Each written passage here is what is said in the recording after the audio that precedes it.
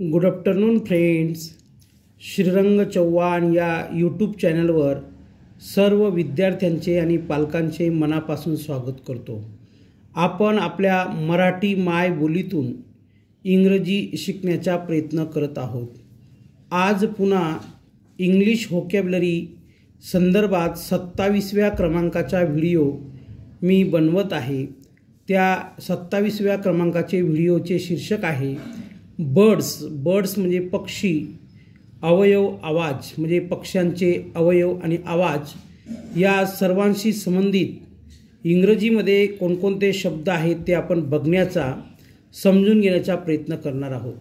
मी आपल्याला विनंती केलेली आहे की इंग्लिश व्होकॅब्युलरी सिरीज संदर्भात जे जे शब्द आपणास माहीत आहेत ते शब्द आपल्या वहीमध्ये न लिहिता जे शब्द आपल्याला माहीत नाहीत ते आपल्या स्वतःच्या वहीमध्ये लिहून काढा. कारण की कधीही आपली स्वतःची वही उघडून आपण ते शब्द, त्यांचे उच्चार आणि अर्थ बघू शकतो, जेणेकरून इंग्रजीतील वाक्य बनवण्यासाठी त्या शब्दांचा प्रत्यक्ष आणि अप्रत्यक्ष आपल्याला फायदा होऊ शकतो. चला तर मग आजच्या व्हिडिओला सुरुवात करूया.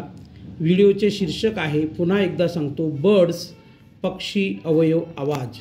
बर्ड पक्षी, ईगल गरुड, कॉक कोंबडा, हेन कोंबडी, पॅरट पोपट, वुडपीकर सुतार पक्षी, बुलबुल बुलबुल, स्पॅरो चिमणी, आऊल घुबड, डक बदक, पिकॉक मोर, क्रो कावळा, पिजन कबूतर, स्वान हंस, क्रेन बगळा, मैना, डव पारवा, हमिंगबर्ड्स गुणगुणणारा पक्षी, कुकू कोकिळा, ऑस्ट्रिच शामृग, ड्रेक बदक नर, पीहेन लांडोर, सीसॉल समुद्र ससाना, स्कायलार्क भारद्वाज, इग्रेट कारकोचा, काईट घार, डक बदक,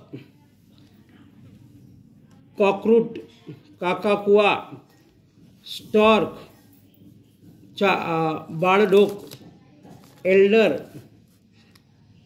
आयडर समुद्र बदक, हॉक ससाना. तर एकंदरीत हे सर्व शब्द पक्षी म्हणजे बर्ड्स यांच्याशी संबंधित आहेत. ते शब्द आपण पाहिलेले आहेत. आता उर्वरित शब्दांचे निरीक्षण करूया. बघा, उर्वरित शब्द असे आहेत की वल्चर गिधाड, कॉन्डर मोठे गिधाड, किंगफिशर दिवर पक्षी, स्टार्लिंग साळुंकी, फाऊल रानकोंबडा, स्वॅलो पाकोळी, रेवन डोंबकावळा, पेग्विन, पार्ट्रिज कवडा, एवरी पक्षीघर, लार्क सातक, पेलिकन पानकोळी, नायटिंगल बुलबुल, रुकरी कावळ्याचे घरटे, डवकोट कबूतरखाना, बिग चोच